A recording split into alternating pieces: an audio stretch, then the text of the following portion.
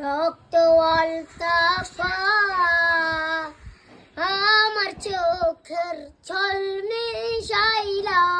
নীলানা বিদায় তুমি আজ রাতে হইবা পর আর ভাইব না আমায় চাঁদের মতো বুকটি যখন ভাসে নয়ন জলে আদর কইরা মুইসা দিতাম গালে তবু কেনে আমার কথা বলতাম তুমি শেষ দেখা দিলা নাই আমারে কিছু আমার ছামনা দিয়া চইলা গেলা ছামনা দিয়া ফিরায়া পাইবা নাই আমারে